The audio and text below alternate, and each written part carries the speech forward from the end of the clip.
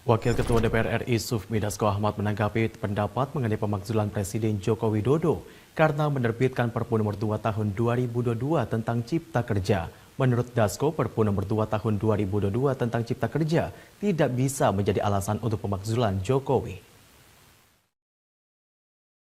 Wakil Ketua DPR RI Sufmi Dasko Ahmad menanggapi pendapat mengenai pemakzulan Presiden Joko Widodo karena menerbitkan peraturan pemerintah pengganti undang-undang atau Perpu nomor 2 tahun 2022 tentang Cipta Kerja yang dinilai mencederai prinsip demokrasi. Menurut Dasko, dikeluarkannya peraturan pemerintah pengganti undang-undang nomor 2 tahun 2022 tentang Cipta Kerja tidak dapat menjadi alasan dilakukannya pemakzulan terhadap Presiden Joko Widodo. Hal tersebut, kata Dasko, karena Presiden mengantongi kewenangan dan aturan dalam menerbitkan Perpu. Selain itu, lanjut Dasko, penerbitan Perpu yang didasarkan pada alasan-alasan tertentu juga pernah dilakukan oleh Presiden terdahulu sebelum Joko Widodo. Dasko mengatakan sejauh ini DPR RI belum melakukan pembahasan terhadap Perpu Cipta Kerja karena masih dalam masa reses. Pembahasan mengenai isi dari Perpu Cipta Kerja akan dilakukan pada masa persidangan 3 tahun sidang 2022-2023. Dasko juga menyebut pembahasan Perpu Cipta Kerja akan dilakukan oleh komisi terkait di DPR RI sebagaimana mekanisme yang berlaku.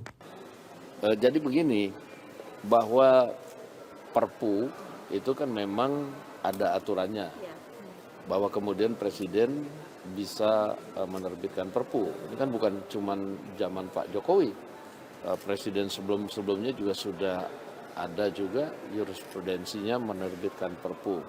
Nah, sehingga saya pikir tidak ada alasan untuk memakzulkan Presiden dengan Perpu atau Presiden mengeluarkan Perpu. Kalau ada yang sebelum-sebelumnya juga nanti kan pasti ada alasan. Nah, oleh karena itu mungkin yang perlu nanti dilihat oleh DPR substansi dari Perpu tersebut. Nanti kita akan bahas di masa sidang pekan depan.